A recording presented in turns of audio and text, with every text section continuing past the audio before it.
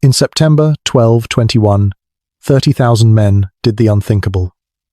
They got off their horses to face the most feared cavalry force in human history. By sunset, over 15,000 Mongol warriors lay dead in a narrow Afghan valley, marking Genghis Khan's first catastrophic defeat in decades. Picture this: the most feared army on earth, riders who'd conquered from China to Persia, suddenly faced something they'd never encountered. 30,000 dismounted warriors standing perfectly still, waiting. The fate of the last free cities in Central Asia hung in the balance. By the end of this video, you'll understand how one desperate tactical gamble shattered the myth of Mongol invincibility. You'll discover why abandoning horses, the foundation of steppe warfare, became the key to victory.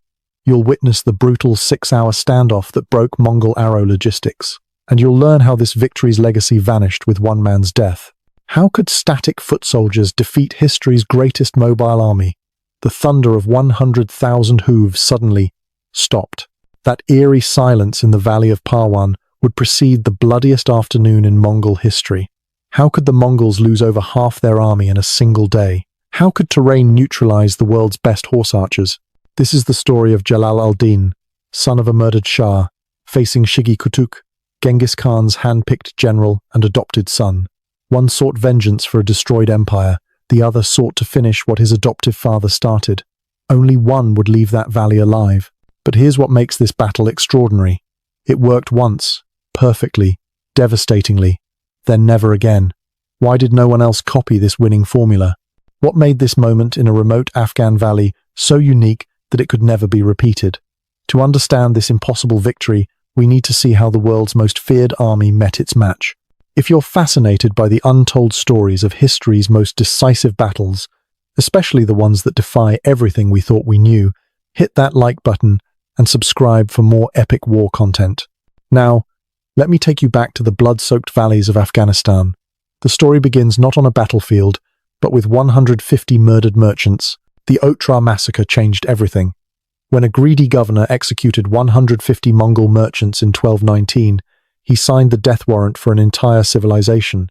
Genghis Khan's response wasn't war, it was annihilation. City by city, the Khwarezmian Empire crumbled under Mongol fury. Bukhara burned first. The Pearl of Islam became a charred ruin in days. Witnesses said the flames could be seen 50 miles away. Samarkand followed, a city of 500,000 reduced to eerie silence. The Mongols had perfected a terrible mathematics. Surrender meant slavery, resistance meant extinction. They called it the Mongol Terror, and it worked, until it didn't. What happened next defied all military logic. While Shah Ala ad-Din Muhammad II fled westward, abandoning his throne, his armies, his people, his son refused to run. Jalal al-Din Mingbonu, the last prince, was everything his father wasn't. Where the Shah saw inevitable defeat, Jalal saw opportunity. Where others saw invincible conquerors, he saw mortals who could bleed. But Jalal al-Din faced impossible odds. The Mongol war machine had crushed every army from Beijing to Baghdad. Their horse archers could shoot accurately at full gallop, launching 12 arrows per minute. Their feigned retreats had lured countless armies to destruction. Their siege engines had cracked walls that stood for centuries. How do you fight an enemy that has never truly lost? Shigi Kutuk led the Mongol force hunting Jalal. As Genghis Khan's adopted son, found as an orphan after a battle, and raised as the Khan's own, he embodied Mongol meritocracy. Brilliant, ruthless, and absolutely loyal, he'd never failed his adoptive father. This pursuit of a fleeing prince should have been routine. Clean up the remnants, establish Mongol rule, move on to the next conquest. But the remnants refused to die quietly. In Ghazni, Afghanistan's ancient fortress city, Jalal al-Din performed a miracle. Survivors flocked to his banner. Afghan mountain warriors who knew every valley and peak, Turkic cavalry who'd lost everything to Mongol arrows, Khwarezmian soldiers seeking redemption for their flight. This wasn't an army. It was a coalition of the desperate, united only by their shared hatred of the Mongol invaders. The power dynamics were clear, a collapsing empire's last gasp against history's most efficient killing machine. The Mongols had momentum, experience, and psychological dominance. The coalition had knowledge of local terrain, nothing left to lose, and a prince who believed the impossible, that Mongol invincibility was a lie waiting to be exposed. As summer turned to autumn in 1221, two forces converged on a narrow valley north of Ghazni. The Mongols expected another slaughter, another prince added to their collection of royal corpses. Here's the detail that changes everything.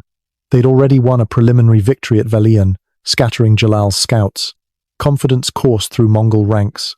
One more battle, one more victory, one more step toward total dominion. But Jalal al-Din had studied his enemy. He'd analyzed every Mongol victory, identified their patterns, found their assumptions, and in the valley of Parwan, nature had provided the perfect laboratory for his desperate experiment. But how do you fight an enemy that has never truly lost? You change the rules of the game entirely. The valley of Parwan stretched before them like nature's perfect trap. 8 miles long but barely 1,000 meters at its widest point, flanked by steep ridges that seemed to scrape the sky. This wasn't cavalry country. This was a killing ground waiting for its moment in history. For the first time in years, the Mongols would fight on ground that didn't favor them.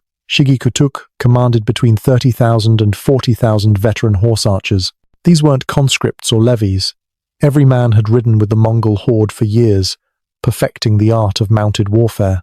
Each warrior carried 2 or 3 composite bows, 60 arrows, and the absolute certainty that they were invincible. They'd shattered Persian immortals, Chinese crossbowmen, and Russian druzhina. What could a rabble of refugees possibly do?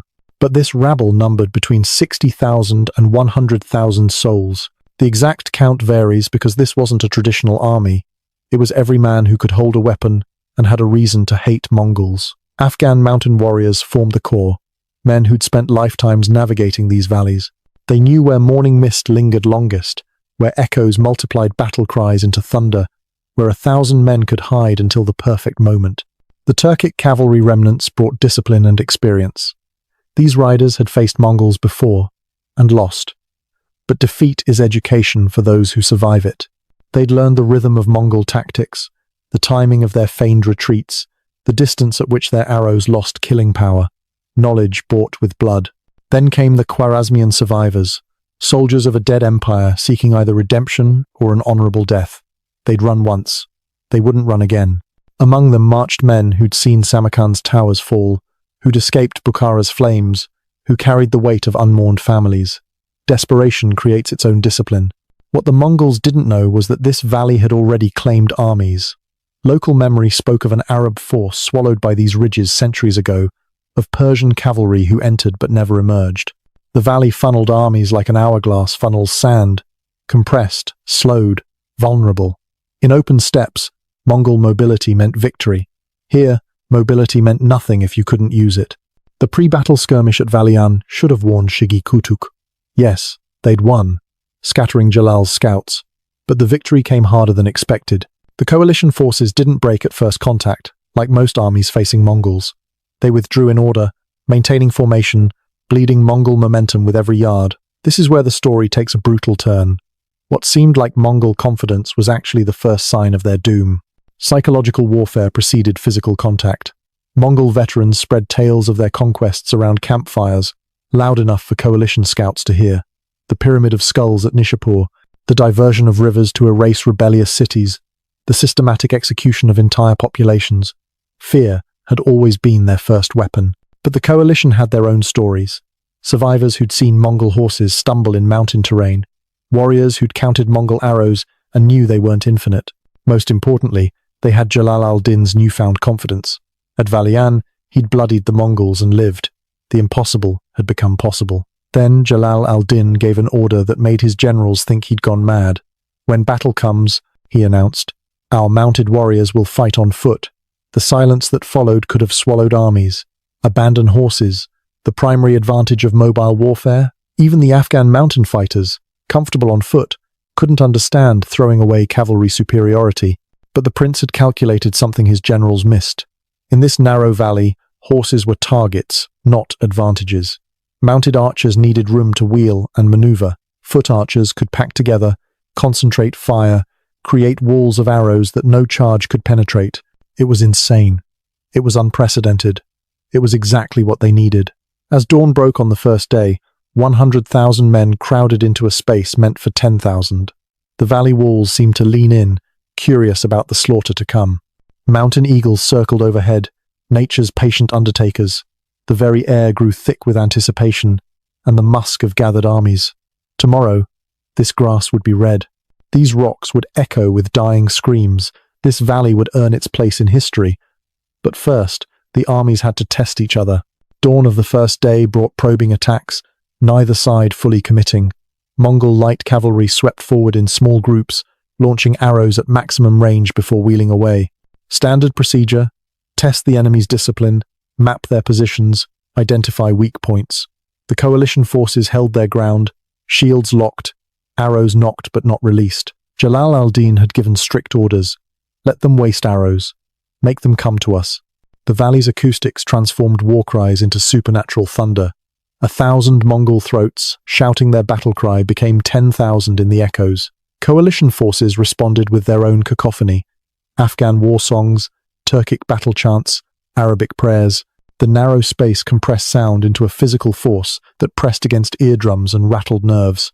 Veterans who'd fought across continents had never experienced anything like it. Day 2 saw escalating skirmishes as patience eroded on both sides. Shigi Kutuk sent heavier probes, full mingans of 1,000 riders each, trying to provoke the coalition into premature attack. The Mongol frustration was visible. Their horses couldn't reach full gallop in the restricted space. Their usual sweeping maneuvers became cramped, awkward. Arrows that should have found gaps in enemy lines struck shields or sailed harmlessly into cliff faces. But here's where it gets insane. The coalition discipline held despite mounting casualties. When Mongol arrows found marks, wounded men were dragged back and replaced seamlessly. No gaps opened. No panic spread. Igrak al-Din, commanding the coalition's right wing, bore the brunt of these attacks. His division of Afghan mountaineers and Khwarezmian veterans lost 300 men over 2 days, but never budged an inch. The killing truly began at dawn on day 3. Overnight, Jalal al-Din had made his fateful decision. As morning mist clung to the valley floor, his orders spread through the ranks. All cavalry dismount, form defensive lines. Today we make our stand. 20,000 horsemen climbed down from their mounts, sending the animals to the rear. Another 10,000 were already positioned on foot, shields planted, arrows ready. Initial Mongol confidence soared seeing enemies abandon their horses. Shigi Kutuk himself reportedly laughed.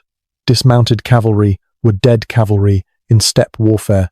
The coalition had just thrown away their only advantage. This would be a slaughter. The orphan general ordered a full assault. Win the battle before noon prayers. Be done with this irritating prince once and for all. The Mongol right flank charged first. 5,000 riders thundering forward in perfect formation. At 300 yards, they began their deadly dance. Shooting, wheeling, shooting again. Arrows darkened the morning sky. This is where training met desperation in its purest form. The dismounted coalition forces raised shields in unison, creating an overlapping wall. Arrows struck wood with sounds like hail on rooftops. Then the coalition responded. 30,000 bows drew as one. The concentrated volley that followed made Mongol veterans flinch.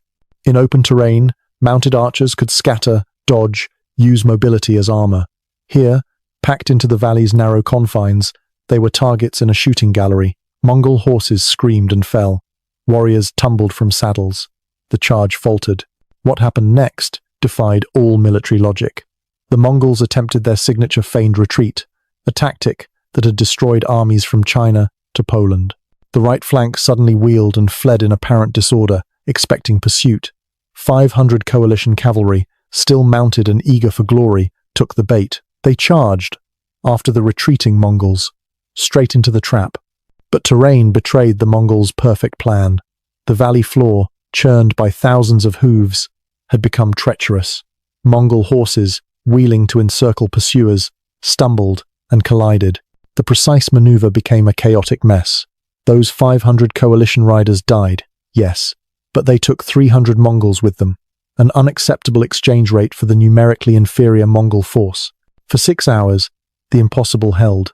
Wave after wave of Mongol charges broke against the coalition's dismounted lines. The mathematics were brutal but simple. Packed foot archers could maintain a higher rate of concentrated fire than dispersed mounted archers. Every Mongol warrior who fell was irreplaceable. Every coalition defender who died was replaced by another desperate man with nothing to lose. Then the Mongols made their fatal error. Frustrated by the stalemate, Shigi Kutuk committed his reserves. The entire Mongol force, save a small command group, pressed forward. They would overwhelm these stubborn defenders through sheer aggression. It had always worked before. The valley filled with horses and men, a compressed mass of flesh and steel and determination. But Jalal al-Din had one more card to play. Hidden in ravines along the valley's eastern ridge, 10,000 fresh cavalry waited. These were his best riders, men he'd held back despite 3 days of bloody combat. As the Mongols pressed forward, fully committed, exposed, the trap was perfect. What followed was not a battle, but a masterclass in defeating the undefeatable. The dismounting of 20,000 to 30,000 warriors wasn't chaos. It was choreographed annihilation. Each man knew his place in the formation. Afghan spearmen created a forest of points in the front ranks. Behind them, Turkic archers formed shooting platforms, using the spearmen's shields as rests. The Khwarezmian survivors filled gaps, their discipline holding the line together. In minutes, mobile cavalry transformed into an immobile fortress of flesh and determination. The sky darkened at noon, not from clouds but from arrows. Each Mongol archer carried 60 arrows. Do the math. 40,000 Mongols meant 2.4 million potential deaths sailing through the air. The first volleys struck the coalition lines like horizontal rain. Shields sprouted arrow shafts like porcupine quills. Men fell, gurgling through pierced throats. But the line held. The dismounted warriors had become something the Mongols had never faced. A wall that wouldn't break, wouldn't flee, wouldn't give them the space they needed. Here's the detail that changes everything. Foot archers could aim more carefully than mounted ones. They could draw their bows fully, sending arrows with more power. Most critically, they could coordinate their volleys. When 30,000 bows released simultaneously, the sound was like thunder. The concentrated fire created corridors of death that no amount of Mongol skill could navigate. The feigned retreat should have worked perfectly. At Shigi Kutuk's signal, the entire Mongol center suddenly broke and fled. Centuries of steppe warfare had proven this tactic irresistible. Enemies always pursued, breaking their formations, exposing themselves to encirclement. The coalition forces surged forward, then stopped. Jalal al-Din's iron discipline held all but those 500 doomed glory seekers.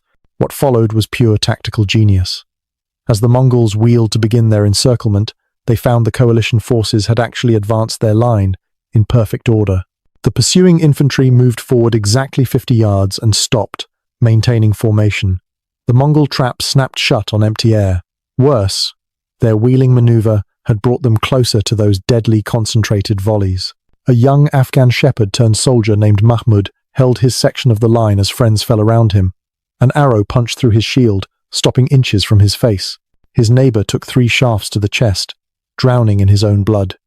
Mahmud grabbed the dying man's bow, continuing to shoot. This wasn't heroism. This was the mathematics of survival. Every arrow they sent meant one less coming back. But then the 6-hour arrow duel reached its crucial point. The Mongols were running out of ammunition. Each warrior had started with 60 arrows. In sustained combat, shooting 10 to 12 per minute, those quivers emptied fast.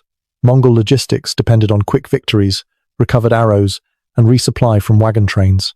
In this compressed valley, arrows that missed vanished into ravines or shattered on rocks. The wagon trains couldn't navigate the approach routes under coalition archer fire. The moment of realization rippled through Mongol ranks. Warriors reached for arrows that weren't there. The rhythm of their volleys faltered, gaps appearing in their arrow storm. Coalition forces still had ammunition. Defending forces always do. They'd stockpiled arrows for days, hidden caches throughout their positions. As Mongol fire slackened, coalition volleys intensified. But then came Jalal al-Din's masterstroke. 3 horn blasts echoed off valley walls. The signal. From concealed positions along the eastern ridge, 10,000 fresh cavalry erupted. These weren't tired men who'd fought for 3 days. These were Jalal's finest, fed, rested, and burning for glory.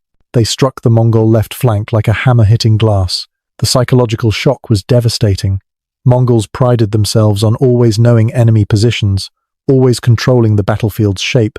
These hidden cavalry shattered that certainty. Worse, they were fresh, while the Mongols were exhausted, low on arrows, psychologically battered by the coalition's refusal to break. Shigi Kutuk tried desperately to rally his forces. The adopted son of Genghis Khan rode through his ranks, voice hoarse from shouting commands. He ordered the left flank to wheel and face the new threat. But wheels require space, and space was what the valley denied them. Mongol horses collided with each other. Warriors trying to turn found themselves pressed against comrades. The famous Mongol mobility became a liability. The fresh coalition cavalry carved into the Mongol flank like a blade through cloth. But this wasn't a clean military maneuver. It was butchery. Mongol warriors, pressed together, couldn't use their bows effectively. Many had no arrows left anyway. The killing became intimate. Sword work, spear thrusts, men dragging each other from saddles to die in the churned mud. Then physics took over. 10,000 cavalry hitting a compressed mass created pressure that had nowhere to go but forward into the waiting coalition lines. Mongol warriors found themselves pushed by their own comrades into the forest of spears and concentrated arrow fire. The valley became a compression chamber, with death as the only release valve. A Mongol veteran named Batu, who'd ridden from Karakoram to Kashmir, found himself in the center of the collapsing formation. His horse, maddened by wounds, reared and threw him. On foot, among mounted chaos, he watched the military machine he'd thought invincible come apart. He died trying to rally his Mingan, cut down by an Afghan teenager who'd been a shepherd 6 months ago. But then the line broke entirely. Military collapses have a psychology. One man flees, then 5, then 50, then 5,000. The Mongol retreat started with the left flank shattered by the cavalry charge. It spread like plague through their ranks. Warriors who'd never known defeat suddenly understood it intimately. The disciplined Mongol army became a mob seeking escape. The valley of Parwan became a slaughterhouse with only one exit. Coalition forces pressed from 3 sides. The valley's narrow northern entrance, which had seemed like a tactical funnel for the Mongols, became a death trap. Thousands of warriors compressed into a space meant for hundreds. Horses trampled fallen riders. Men abandoned weapons, armor, everything except the desperate need to escape. This is when things went from bad to catastrophic. The coalition forces didn't just want victory, they wanted revenge. Every man in their ranks had lost something to the Mongols. Cities burned, families butchered, futures erased. Now their tormentors were helpless, fleeing, vulnerable.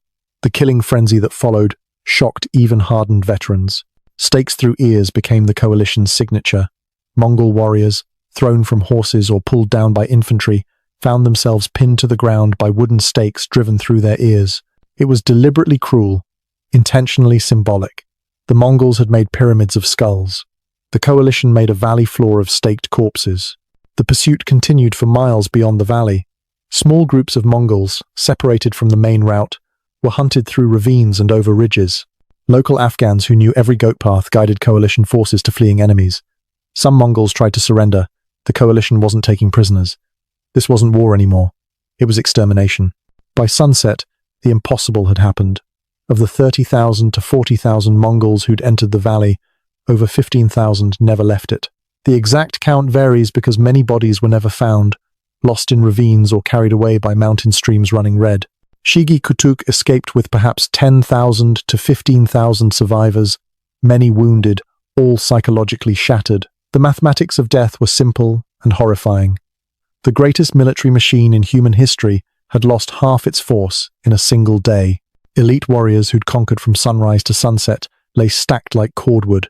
Mongol mothers from the Gobi to the Volga would keen for sons who vanished in an Afghan valley. But then news reached Genghis Khan. The great conqueror was 500 kilometers away, finishing the destruction of the Khwarezmian heartland. The messenger who brought word of Parwan's disaster probably expected death. Mongol custom often killed bearers of bad news. But Genghis Khan didn't rage. He went quiet, which was infinitely worse. As the sun set on a field of Mongol dead, the impossible had happened. But victory's price was yet to be paid. The immediate count staggered even the victors. 15,000 Mongol corpses carpeted the valley floor, their bodies twisted into grotesque sculptures of death. Coalition soldiers walked among the dead in stunned silence, unable to fully process what they'd accomplished. Many wept, not from sorrow but from sheer emotional overload. They'd done the impossible. They'd made the invincible bleed. Shigi Kutuk's flight marked the first time a major Mongol force had truly broken since Genghis Khan's rise. The adopted son of the world's greatest conqueror ran through the night, his remaining forces scattered across dozens of mountain paths. The shame burned worse than any wound. In Mongol culture, defeat meant death was preferable, but Shigi Kutuk chose survival, knowing he'd have to face his adoptive father's judgment. The coalition celebration erupted as word spread.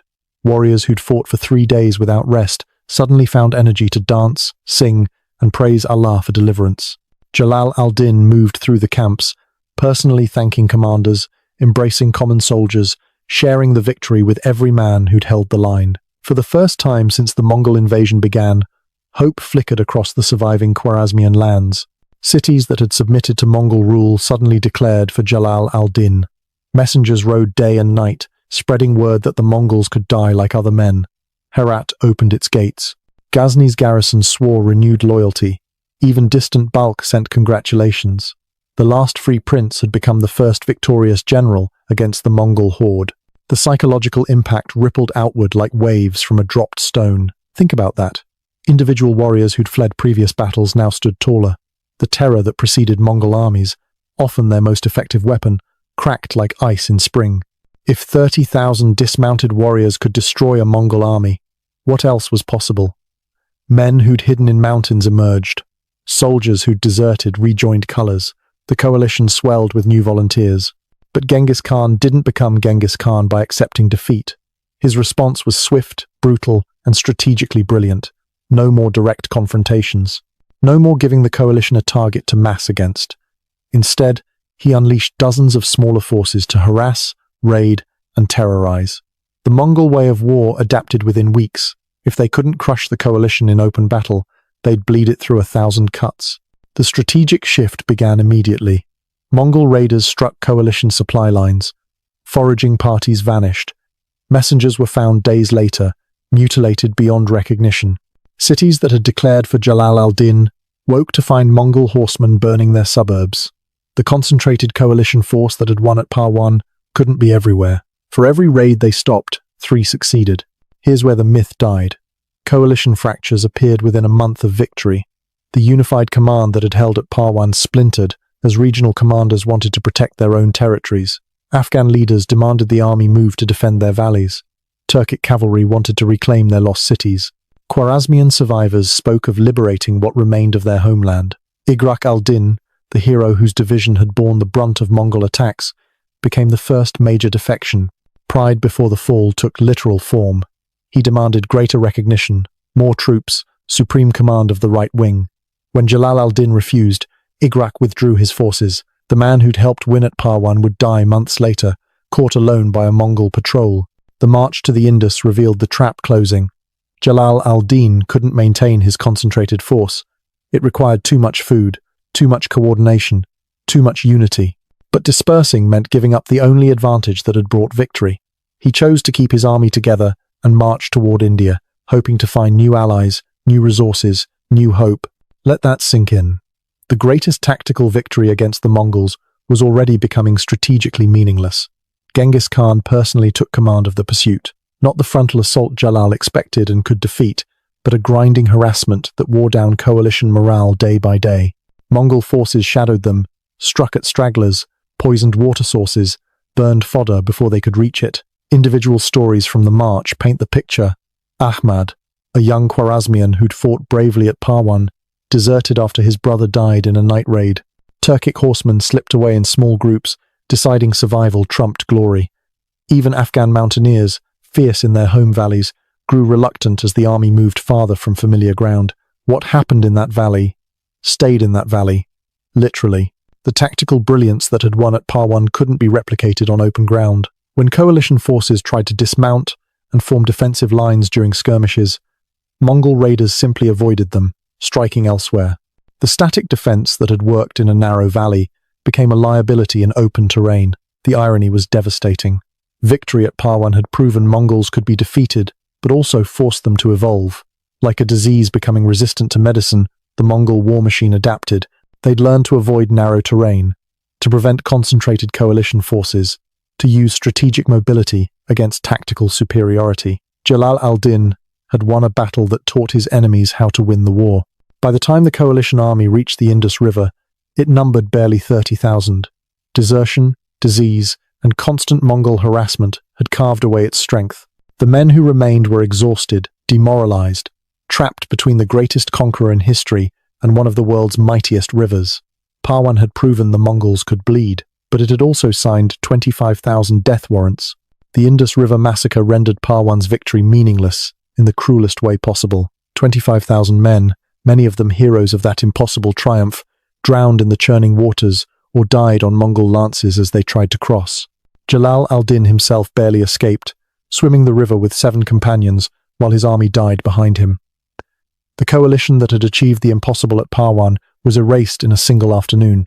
For the next decade, Jalal al-Din lived as a fugitive king, winning minor victories, but never again assembling the force that had humbled the Mongols. His end came not in glorious battle, but in an obscure skirmish with Kurdish bandits in 1231.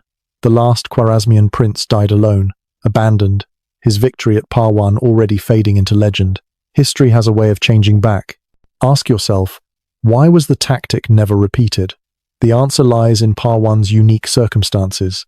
The narrow valley that negated Mongol mobility couldn't be replicated at will. The desperate unity of men with nothing to lose rarely lasted beyond a single battle. Most critically, the Mongols learned. They never again committed their full force to restricted terrain where their mobility meant nothing. Consider this modern parallel. Static defense versus mobile offense remains war's eternal question. Parwan proved that under perfect conditions, disciplined infantry could defeat mobile cavalry. But it also proved that perfect conditions are rare and temporary. The coalition traded mobility for accuracy and won. Once. The Mongols kept their mobility and won everywhere else. The paradox resolved itself through adaptation. Within a year, Mongol armies included more infantry units for valley fighting. They developed better reconnaissance to avoid terrain traps. They learned to maintain larger arrow reserves. The invincible army that lost at Parwan became truly invincible by learning from defeat. Sometimes, losing a battle teaches you how to win wars. Here's the detail that changes everything about Parwan's legacy. It didn't stop Mongol expansion, it redirected it. Genghis Khan's armies swept around the pocket of resistance like water around a stone. They conquered from Korea to Kiev, while Jalal al-Din held his shrinking territory. The tactical genius displayed at Parwan couldn't overcome strategic reality. One valley couldn't stop an empire. The historical significance echoes through centuries. Parwan stands as eternal proof that no army is invincible, no tactical system perfect, no victory permanent. Every empire has its Parwan, a moment when the impossible becomes possible, when David fells Goliath. Most empires, unlike the Mongols, don't learn from theirs. But the cruelest twist was yet to come in how history remembered Parwan. In Mongol chronicles, it's barely mentioned, a minor setback during the conquest of Khwarezm. In Islamic sources, it's overshadowed by the horror of the Indus massacre. The greatest tactical victory against history's most successful conquerors became a footnote, its lessons buried with the men who learned them. 30,000 men got off their horses and changed history. They proved that discipline plus desperation equals dead Mongols. They showed that arrows don't care about your reputation. They demonstrated that terrain could trump tradition, but they also proved that tactical brilliance without strategic vision yields only temporary triumph. In war, as in nature, what cannot adapt dies. The Mongols adapted. The coalition couldn't. That's why we study Parwan, not as a model for victory, but as a reminder that even the impossible is possible, if only for one blood-soaked afternoon in a narrow Afghan valley.